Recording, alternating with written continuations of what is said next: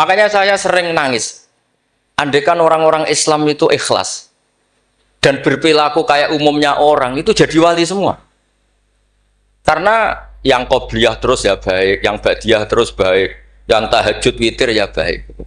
Tapi bayangkan misalnya ada orang mau masuk Islam, kebetulan sing didelok orang seperti itu, rasido Islam kira-kira. Duha 8 rakaat. Sholat duha itu paling afdal kan 8. Duhur qobliyahnya 4, ba'diyahnya 4. Asar qobliyah, ba'diyahnya goblok kalau asar.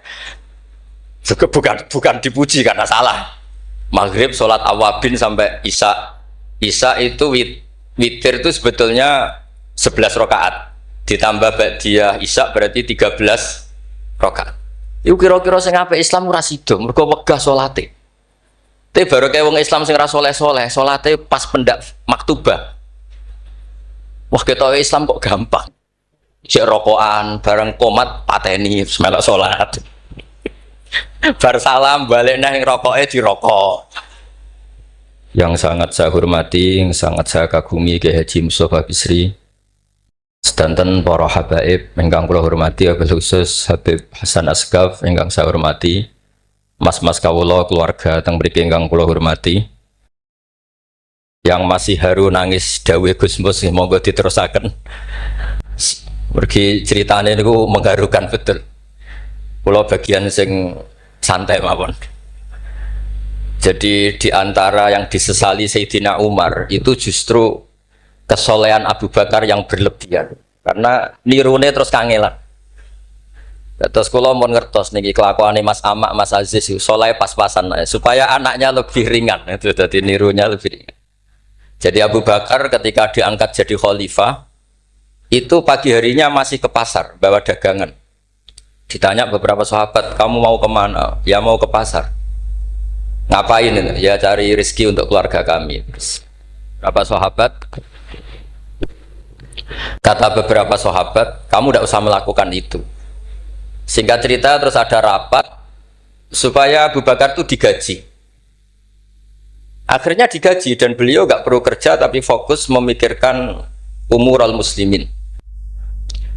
Tapi setelah beliau mau wafat itu semua gajinya dihitung kemudian nyuruh keluarganya diganti. Akhirnya diganti. Setelah diganti beliau dalam posisi wafat segala kebaikannya diceritakan. Itu komentarnya Sayyidina Umar tuh lucu. At-abtaman ba'dak. Mbok nak soleh aja nemen-nemen, sing genti ku repot. Jadi kalau Pak Hamid itu terkenal alim, terkenal wali, terkenal donyane mustajab, ku sing repot ku putune. Kula nak gojlok Mbak Idris rawani. Mergo paman, tapi nak terus niku repot putune. Misalnya apa yang ganteng ya kalah ganteng. Apa alim ya kalah alim. Donga mandi ya kalah mandi. Pokoknya kalah kabeh. Terus repot. Mulane maca manakib niku nggih resiko sebetulnya. Kula niku cara dadi putune Mbah Hamid, iki ora wani cerita Mbah Hamid, demen diarani, lah putune kok ngene. Dadi niku nggih repot. Terus nak Gus Ipul mun nyerah mbek kula pun buat nyerah Gus dadi wali, mun kepengine wali kota mawon. Niku mun cocokan kalian kula pas kawine napa nikahe Mas Aziz. Terus babai wali tadi dekne frustasi mun frustasi. Mboten kepen dadi wali kados babai tapi terus kepen dadi wali kota. Itu kalau gak tawaduk ya frustasi memang. Kalau gak tawaduk ya frustasi. Tapi bagus lah. Karena ciri utama wali itu ngurusi amror ra'iyah, urusan apa? Rakyat. Jadi itu wali betulan maupun wali kota itu ada titik samanya, yaitu sama-sama memikirkan urusan apa? Rakyat. Bedanya yang wali betulan digaji Allah, yang wali ini digaji negara, itu saja bedanya. Tapi sama-sama ihtimam bi umuril muslimin, sama-sama serius mengurus urusannya orang-orang Islam. Saya kalau tadi saya memang menyiapkan materi yang ilmiah karena saya punya naskah nadzumanipun Sulam Taufik yang dinadzumkan Mbah Hamid, nanti saya terangkan. Tapi karena merujuk dawuhipun Mbah Mus, Mbah Hamid itu sepupu sama mbah saya, sama-sama lahir di rumah di Lasem di Al-Fakhriyah.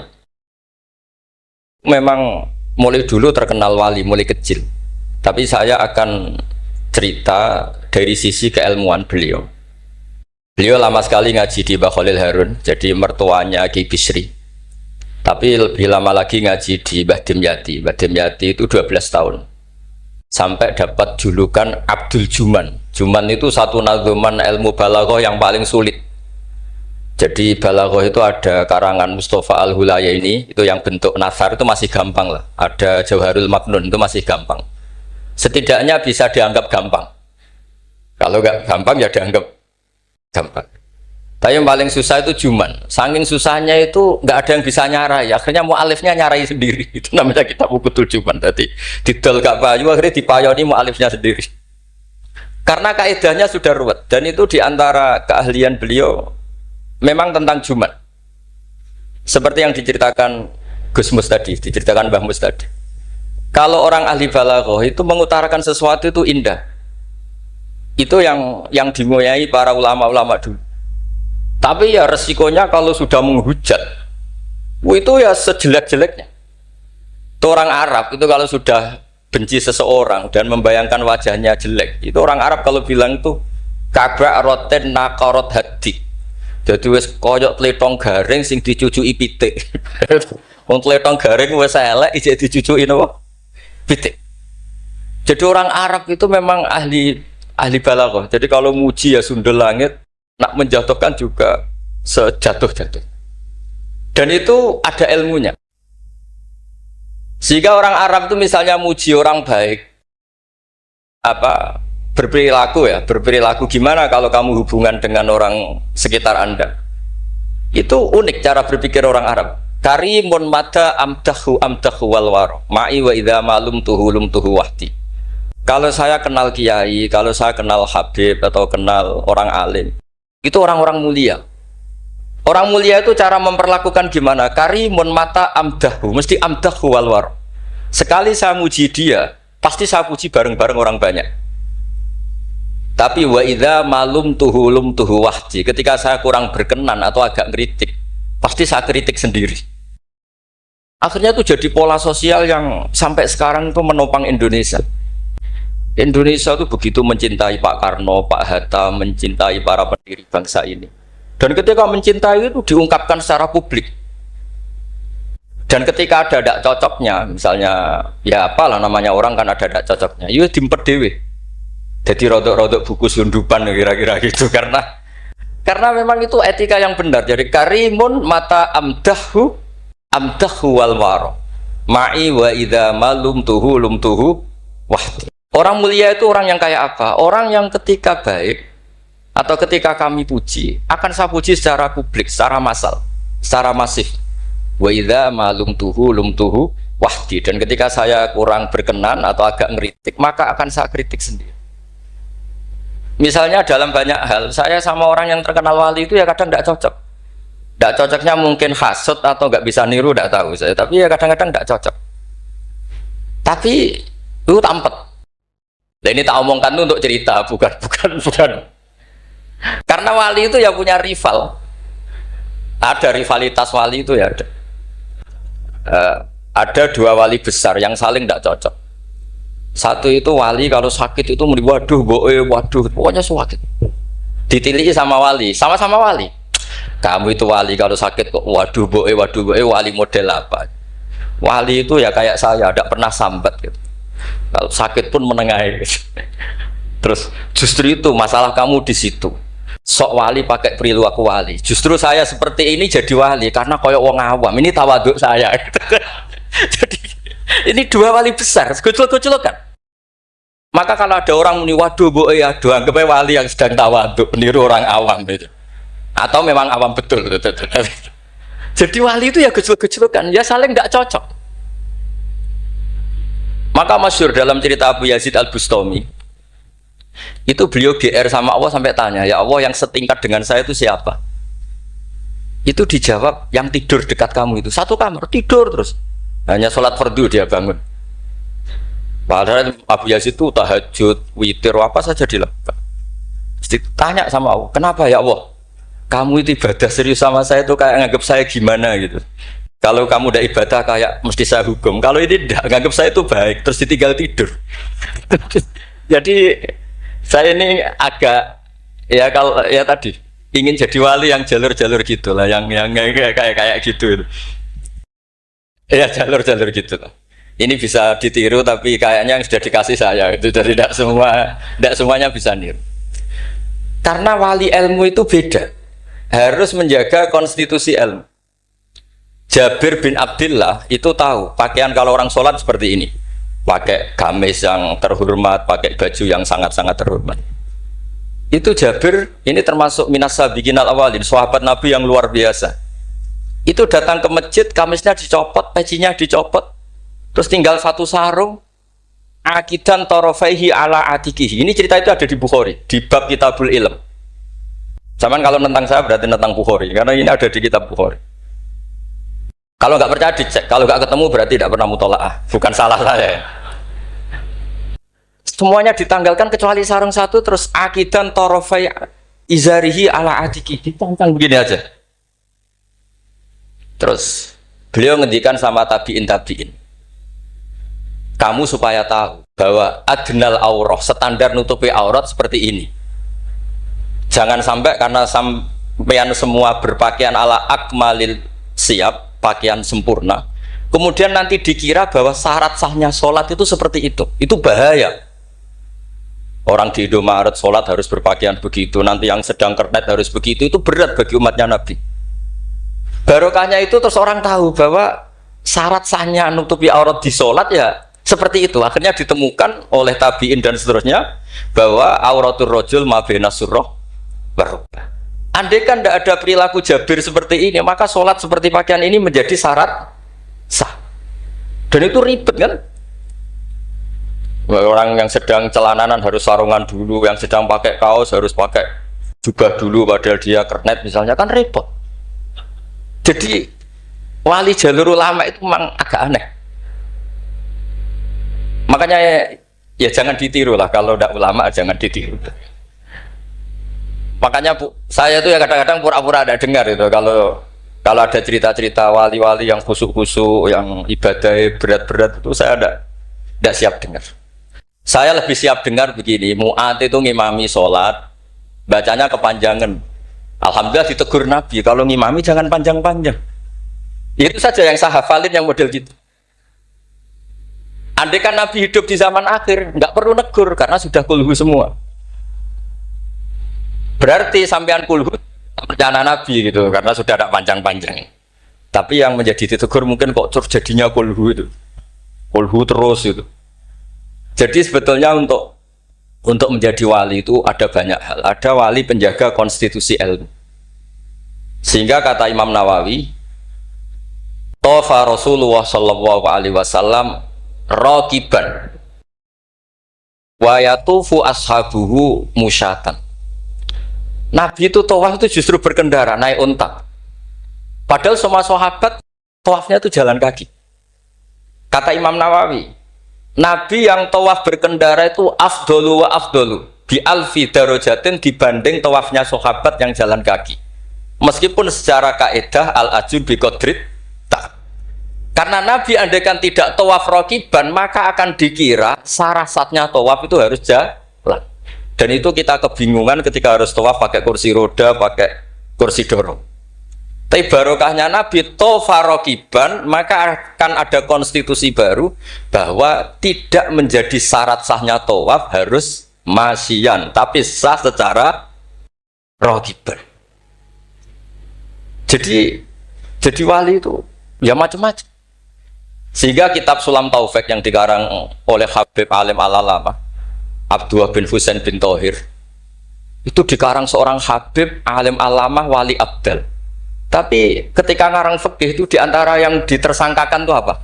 Ijabu malam yajib, mewajibkan sesuatu yang tidak wajib. Saya ini didikan Mbah Maimun, didikan bapak. Kalau Mbah Mun ngeluh, aku sakjane ya kepengen hak santriku tirakat terus apalah. Tapi tirakat itu gak wajib. Engko nak ijabu malam yajib aku dosa. Akhirnya keterusan kalau buat entah ketirakat. Jadi bagi yang tidak dirakat, anggap aja ngelakoni apa? Tidak boleh mewajibkan sesuatu yang tidak wajib. Sampai ndak boleh bilang santriku wajib puasa Senin Kemis. Mencari kitab sunat kok warani wajib. Tapi resikonya nanti santri merata puasa Senin Kamis, mereka mbok arani sunat terus. Resiko mana? Tapi apapun itu ini ilmu. Sehingga kata Ibnu Hajar Al-Asqalani, dan ini kebetulan banyak yang niru, tapi kita cukup punya argumentasi untuk tidak niru. Nabi itu, sama sih ingat Dawe Mbah Mun. Wong lakoni kitab ya aja nemen-nemen. Nak nemen-nemen kok kowe ya kaya wong-wong iku. Gak berusaha sebut lah, ini sensitif. Wong-wong iku siapa kamu tahu? Nabi itu kalau habis sholat, karena Rasulullah Shallallahu Alaihi Wasallam idan sorofa min sholatihi akbala alal hadirin atau alal musallin. Jadi Nabi setelah sholat, kalau beliau menghadap kiblat, setelah itu menghadap kemana? Ke timur, karena akbala alal hadirin. Tapi para syurrahul hadis, para syurrahul Bukhari itu menafsirkan itu tidak harus menghadap ke timur. Itu adalah bentuk maklumat dari Nabi bahwa imam setelah sholatnya selesai harus mengatakan sesuatu atau melakukan sesuatu apa saja untuk memaklumatkan kalau sholatnya sudah apa? Selesai. Kenapa itu harus demikian? Kata Imam Bukhari, kata Surahul Bukhari, orang itu berjalan 3 kilo, 7 kilo demi menangi Nabi itu jadi makmum. Bayangkan kalau Nabi tetap menghadap kiblat dengan posisi kayak tawarruk, lungguh tahiyat akhir, nanti Nabi dikira masih sholat. Dan kalau orang itu takbir Allahu Akbar terus ikut dulu, sholatnya sah pada sah? Tidak sah, karena dia menggantungkan sholat dengan orang yang sudah tidak sholat. Itu bahaya, secara fikih seperti itu udah kebahaya. Karena irtibatus sholat biman laisa fi sholat, dan dia menggantungkan sholat dengan orang yang sudah tidak sholat. Dan itu secara fikih bahaya, maksudnya bahaya, dianggap gak sah. Untuk memaklumatkan itu, maka Nabi menghadap ke timur kalau dalam konteks Indonesia, supaya mereka tahu kalau Nabi sudah tidak sholat. Nah, Kiai-kiai Jawa pinter, penggantinya kalau madhep timur kok sawangane apa ngandani. Akhirnya madhep ngalor. Ini sudah kompromi politik, sudah ada ngadep netan, tapi madhep ngalor. Ada yang nggak madhep netan, nggak madhep ngalor, tapi mau istighfar, astagfirullahaladzim, astagfirullah. Sementing jangan tunjukkan dengan rokokan. Nah, itu nggak boleh. Jadi makanya nggak boleh membuang ilmunya ulama. Karena dengan penjelasan seperti itu sebenarnya yang paling pokok adalah pemakluman bahwa sholat ini sudah selesai, sehingga yang datang tidak menjadi makmum. Karena sekali yang datang posisi makmum itu nanti dia menggantungkan sholat dengan orang yang sudah tidak sholat. Kayak apa guru-guru kita? Dan itu bisa dipelajari dari kitab-kitab kesayanganipun Mbah Hamid. Saya dengan beliau kalau pakai keluarga, beliau sepupu mbah saya. Kalau pakai sanad guru ya, misalnya saya sering ngaji sekali sama Mbah Maimun. Mbah Mun bisa lewat Mbah Zubair. Mbah Zubair dulu ngaji Kiai Fakih Mas Kumambang yang di Gresik itu. Kiai Fakih ini ngaji sama Kiai Mahfud Termas. Berarti saya kelima. Kalau Mbah Hamid misalnya ini Gus Ama, Mbah Idris, Mbah Hamid, Mbah Dimyati. Mbah Dimyati itu adik kandungnya Kiai Mahfud Termas, juga muridnya. Jadi tong sanad itu nanti ketemu semua di Sayyid Abi Bakar Sato, pengarang I'anatul Thalibin. Atau misalnya saya pakai Mbah Mun, Mbah Karim Lirboyo. Mbah Karim ini sama Syekhona Khalil atau sama Mbah Hashim. Setelah itu Mbah Mahfud ya sama dugi Sayyid Abi Bakar Sato. Karena Syekhona Khalil di beberapa manaqibnya itu pernah ngaji langsung sama Sayyid Zaini Dahlan, gurunya Sayyid Abi Bakar Sato. Tapi ketika masih sebagai thalibul ilmi pernah ngaji juga di Sidogiri, pernah ngaji di babah istrinya Gus Aziz ini di Kiai Nur atau di Kiai Soleh di Langitan. Jadi kesanatan guru kita ini sama. Di antara aturannya adalah tadi, konstitusi ilmu itu harus dijaga. Karena kalau nggak dijaga itu umat akan ngira itu aturan baku, dan itu bahaya.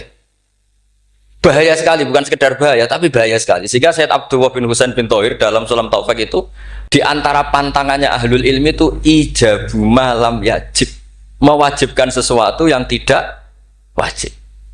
Makanya saya sering nangis.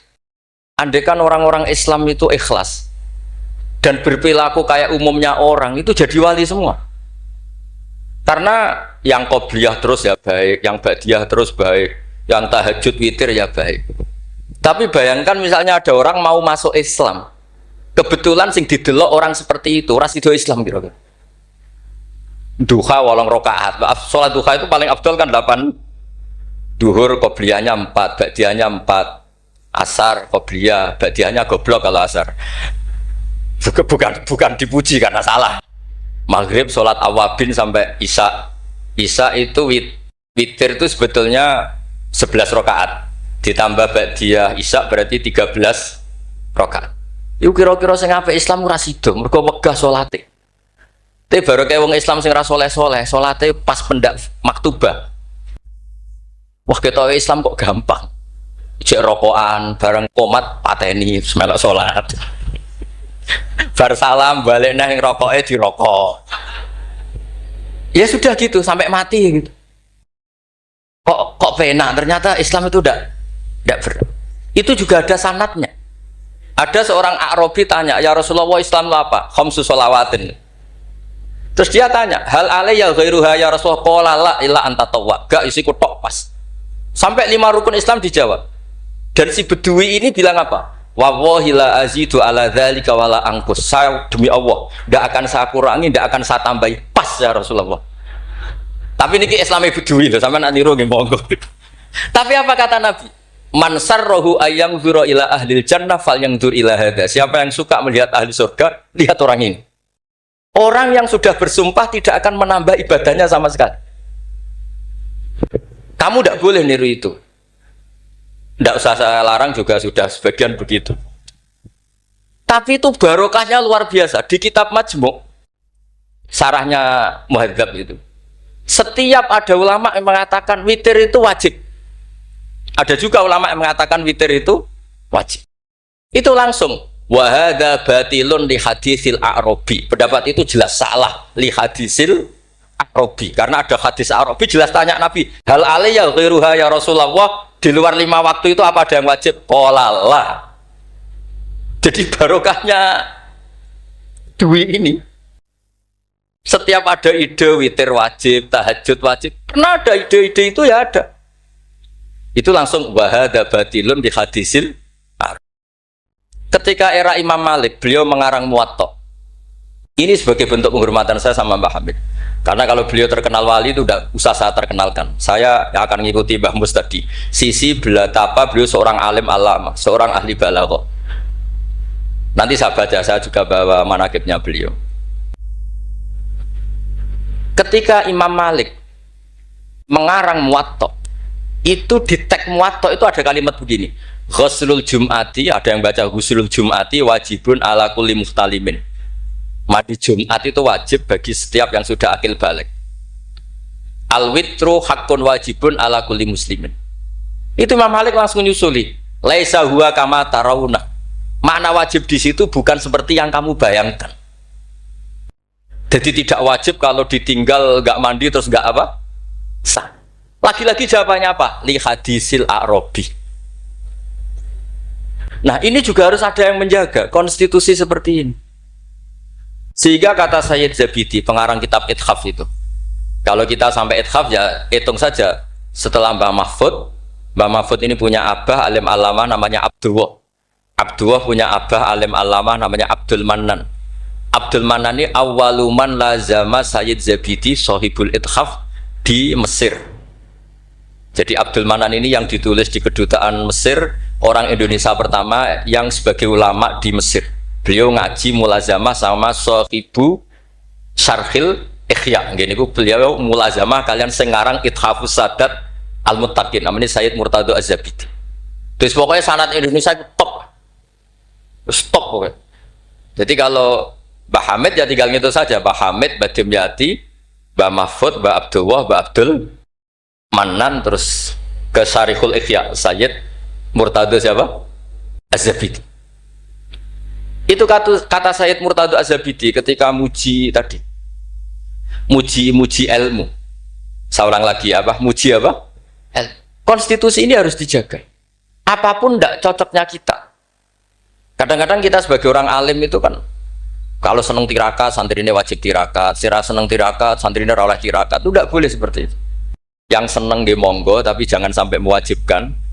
Yang nggak seneng yo tirakat, ben sekali-kali ngelawan nafsunya gitu. Wong kok menuruti. Kalau niku masih nggak tenang, sering tirakat, tapi sama rapuh tak kandani. Kalau ya kepengen ikhlas ora riya, jadi sampai rawol lagi gugat kalau, sebab orang tahu tirakat.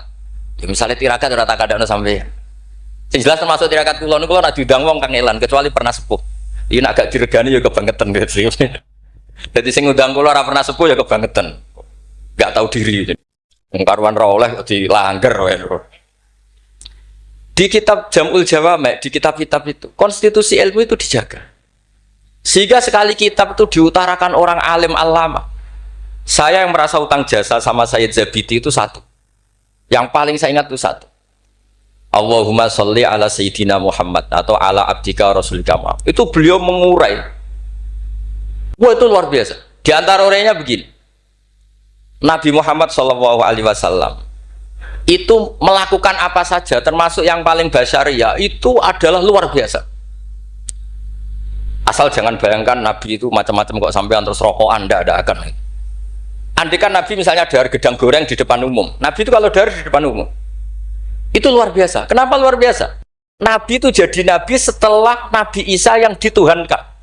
Jika Nabi harus sesering mungkin memperlihatkan al-a'rad al-basariyah. Beliau harus menunjukkan bahwa bahwa beliau adalah seorang manusia.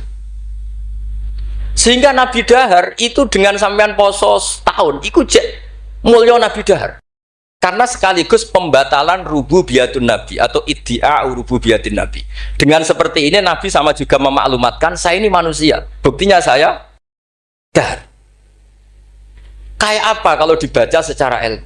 Karena Nabi jadi Nabi setelah Nabi siapa? Isa. Maka kata Sayyid Az-Zabidi, agama ini agama terbaik. Dan umat Rasulullah SAW tidak akan mengalami apa yang dialami umatnya Nabi Isa. Caranya gimana? Dengan memperbanyak baca sholawat. Jadi cara Sayyid Zabidi, sholawat itu satu konstitusi ilmu. Allahumma Allah pemberi, ala Muhammad atau ala Sayyidina Muhammad yang diberi. Jadi gak mungkin hadil ummah menuhankan kanjeng Nabi Muhammad. Jangan dengan cara baca sholawat, Allahumma, ya Allah saya minta engkau sebagai pemberi, kasihkan sholawat terbaikmu kepada hambamu yang bernama Muhammad. Dengan teks sholawat ini sekaligus penjaga konstitusi tauhid dan hadil ummah tidak akan mengalami kayak yang dialami umatnya Nabi Isa. Nah sampean gak maca sholawat itu kasihati. Nak diwaca sakmene nyaur utang, nak sakmene untuk bojo ayu, nak sakmene iso wayo, wis ngono kelakuane. Itu saya tidak tertarik.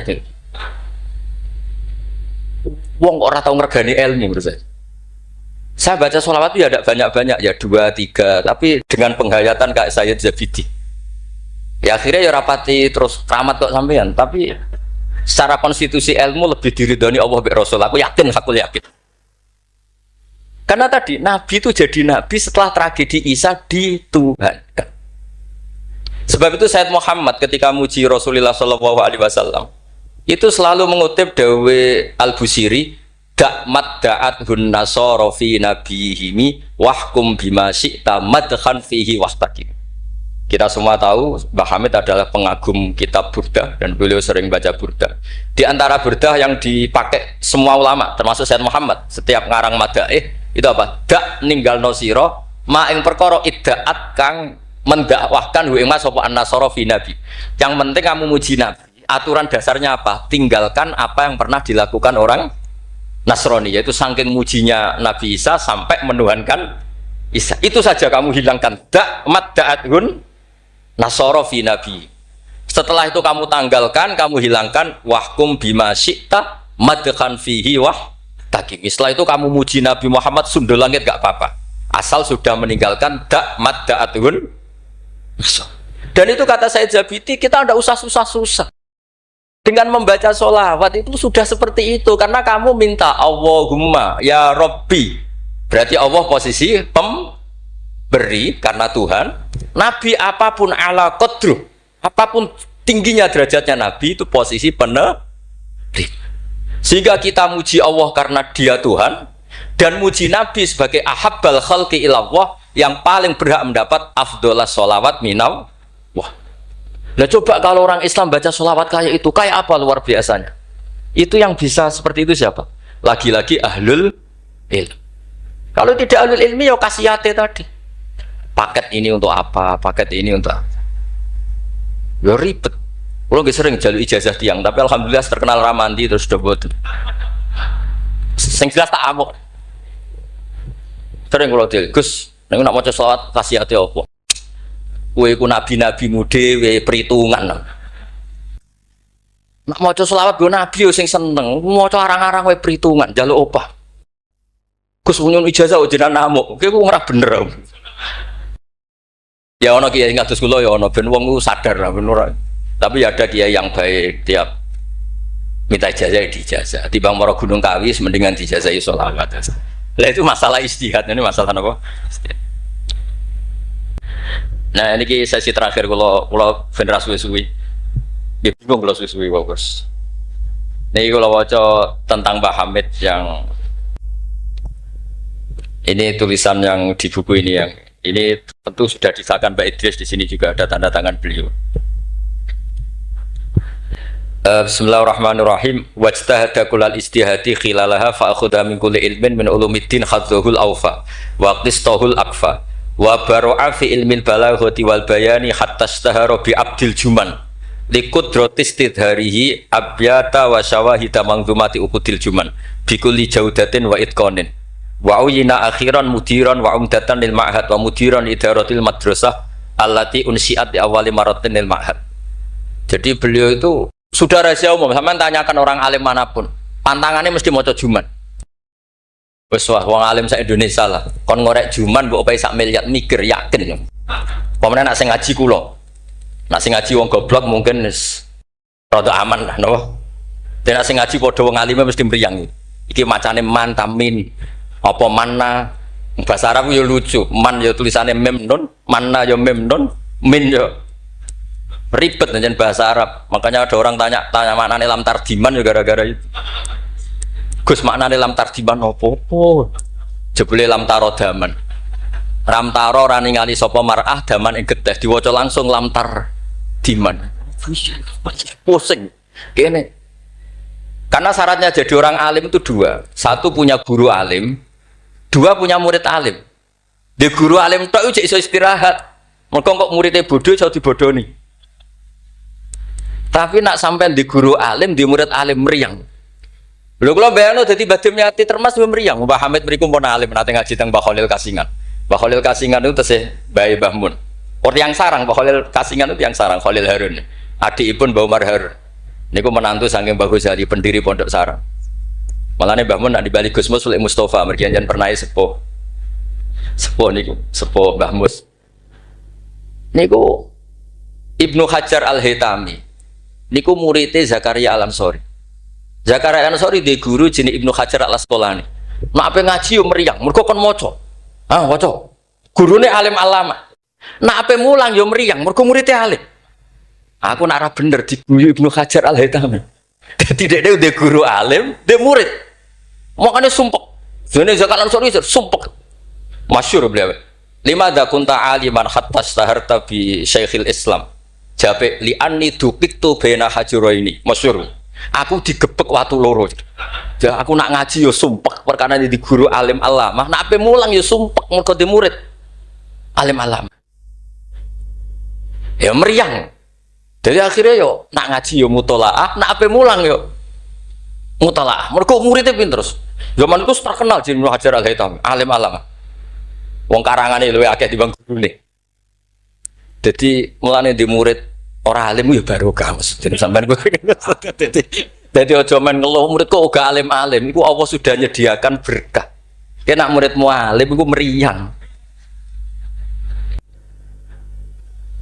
Mulane sing syukur uripku sing syukur ora usah bayangno sing aneh-aneh. Gus kula men di murid sing alim-alim. Allah ndak menyediakan itu. Nek iku nyata iku ribet. Mulane donga dikira-kira. Donga sekali ra bener iku mari trauma. Kalau bolak-balik cerita, Hikam itu termasuk orang yang nggak pati suka kalau orang berlebihan berdoa karena beliau cerita Ono wali, tukang hamal. Hamal itu tukang manol. Dia dapat uang kalau kerja di pasar, tukang angkut barang. Setelah punya uang, coro sekarang 10.000 pulang, terus ibadah. Karena dia gak ingin kaya, wong wali kok ben sugih, ya wali aneh. Tapi nak wali kok ora sugih itu ya aneh juga. Karena nak kepen sugih berarti toma, nak gak sugih berarti rapati durusi pangeran. Padahal waqat qala ta'ala lidunya ukhdumi man khodamani. Ono sing maca ikhdami man khodamani. Kalau tak waca loro ben ketok isane ngaji, mergo guru. Kula niku ya ribet. Kula niku mboten pamer alim mboten. Justru kula ngetokno alim ngergani guru-guruku. Nek kula ora ngetokno alim kan wong murid Mbah Mun kok ngono. Dadi kula niku ya rada sombong tapi niate sae. Kan yo Gus Idris isin misale ponakan kok gobloke ngono. Dadi niki kesawakane sombong tapi niate adab nih. Mboten niki jujur mawon. Dadi kadang wong sawangane sombong hakikate iku adab. Cara bapak ngoten. Dadi wong iku sawangane sombong tapi apik. Ya mergo wae saking tahadus bin. Wong nak wali tenan mesti Allah dawuhna ning donya ukhdumi man khodamani atau ikhdami man khodam. Wong sing ngurusi aku iku ngurusi. Makanya mesti atat dunya wa hiya rahimah. Wong wali iku mesti donya teko meskipun dia ndak seneng. Mulane sing nawani mobil Mercy kayak Hamid zaman iku Mercy mewah-mewah mobil kayak kuat. Ya rapati ono cerita butuh di Fatihah untuk punya mobil. Dan Mbak Bisri luar biasa masih konco ngakoni nak dongane Pak Hamid. Mantap. Meskipun ya sering bodoni Pak Hamid Ki Bisri, masyhur ceritanya. Ki Bisri nanti diundang ke mriki mboten disangoni Mbak Ki Hamid. Umur kok konco. Wis dah aku ra mbok sangoni klambimu tak pek. Bareng dipek dibeto teng Kasih teng Rembang mriko didol mek muhibine Pak Hamid. Payune luwih larang timbang harga mubalek. Zaman itu misalnya umumnya balek dipangoni 1,5 juta, itu payu 3 juta. Yo gak ono cerita ngoten enten WA, Ki Bisri kalian Ki Hamid ora tau WA-an. Bareng Ki Bisri sowan mriki, susuke Kang. Dadi dhisik wali ya rileks guyon santai. Dadi singkat cerita niki hamal niki ndonga ya Allah kula niku wali, mau kepen mangan sak piring kok dadi hamal. Kula niku sukani rezeki sing ora usah kerja. Walhasil beliau itu udhuiyah sarikon di dakwah dia mencuri terus di penjara. Penjara untuk jatah mangan, tiap hari untuk jatah mangan. Gusti kenapa harus penjara? Kan kamu minta rezeki tanpa kerja. Gak iso sampai pangeran ralat doa mboten sakit. Mulane ndonga niku aja yo sing ana sunah Rasul. Mergo nek sekali keliru ning ribet. Mulane kula nate wonten tiyang melarat wedok elek kebetulan niku rayu. Yo ndongakno Gus, ndongakno bojo kula niku sugih. Aku ya tak jawab. Sampean siap nak bojomu sugih? Maksudnya nak sugih mesti pertama digenti ku omah. Bariku mobil. Bariku mesti dievaluasi ku sampean. Omah wis apik, mobil wis apik, mau karek sitok. Kok penumpangnya ngene. Akhirnya mun Gus Rafsa. Jadi donga iku ya kudu dipikir lho. Lho coba setelah potongan wong lanang wis padha wae lah susu. Coba ketika omahe mewah, mobilnya mewah misalnya Alphard.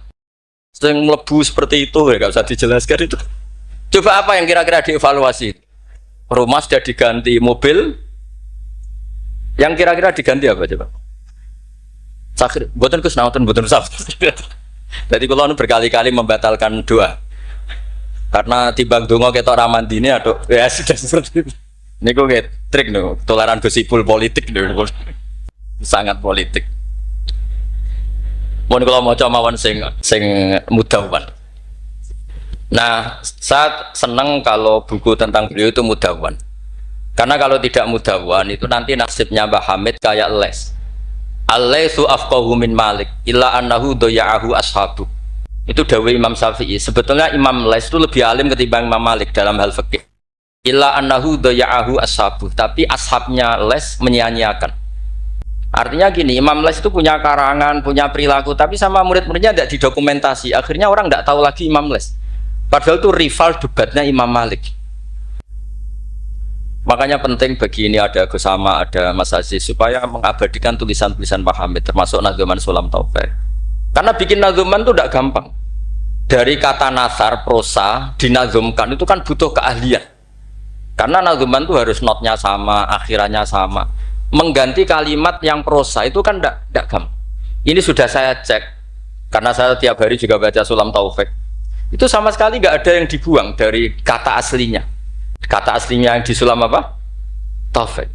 Jadi seni bikin nadzuman itu ya tidak gampang. Misalnya begini, saya beri contoh yang terkenal. Kenapa saya milih yang terkenal supaya lebih gampang? Zaman Sayyidina Ali karramallahu wajah masih sugeng itu ngendikan begini. Yaqsimu dhuhri, ada riwayat qasama dhuhri rajulani. Abidun jahilun wa alimun fasikun. Yang merusak Islam itu hanya orang dua. Orang abid tapi bodoh, orang alim tapi fasik. Itu ulama dulu segampang ini membuat padanan itu dan maknanya sama. Fasadun kabirun alimun mutahatiku wa akbaru minhu jahilun mutanassiku. Kerusakan besar kalau ada orang alim yang fasik. Tapi lebih rusak lagi kalau ada orang bodoh ahli ibadah.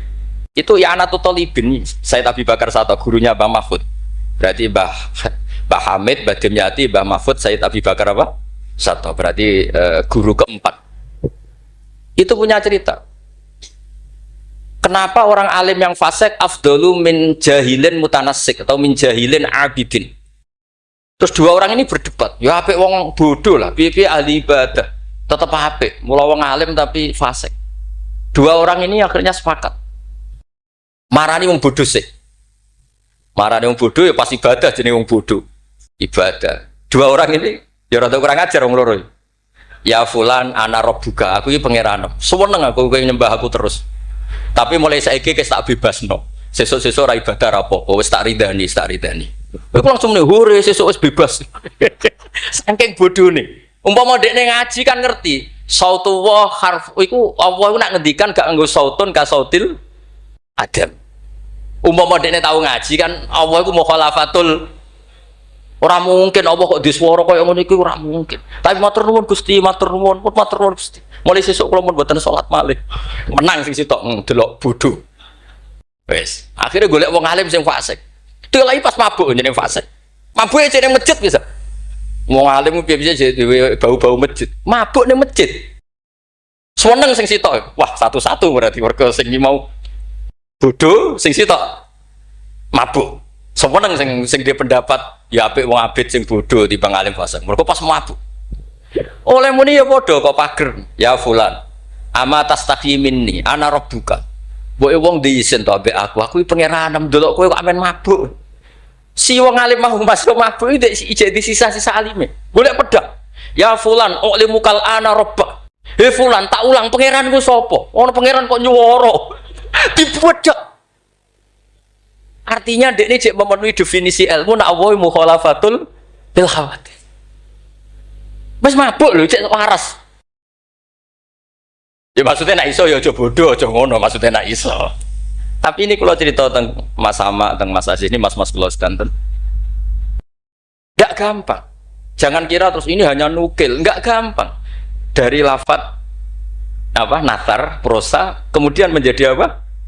Nadzuman kayak tadi dari qasama dhuhri rajulani. Terus diganti apa? Fasadun kabirun alimun mutahatiku akbaru minhu jahilun mutanas. Ini saya beri contoh ya.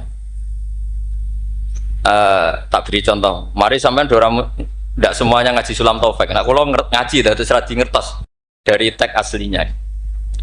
Misalnya begini ya, ini yang hatmun alal mukallafid dukhulu fi dinina ja'a bihi rasulu ma'a subuti fihi bidawami wa akhdilazimin ahkami. Ini kan persis teks di aslinya. Sampai siapapun yang ngaji Sulam Taufik pasti tahu.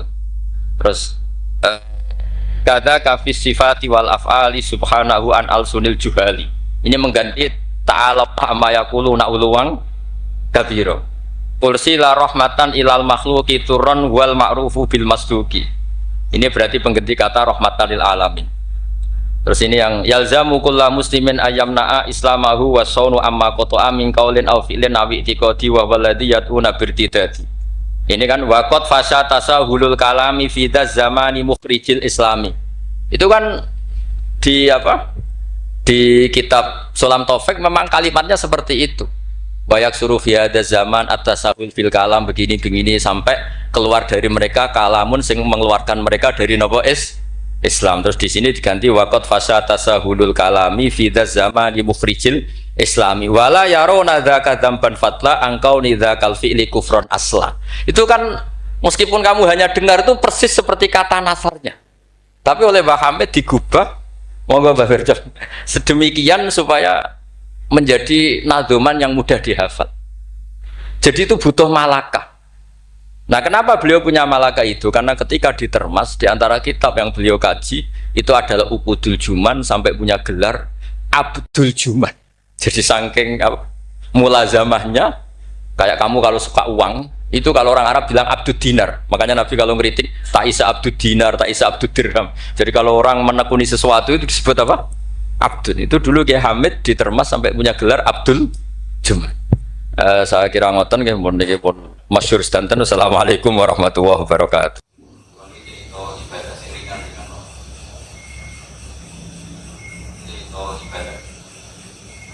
Oh.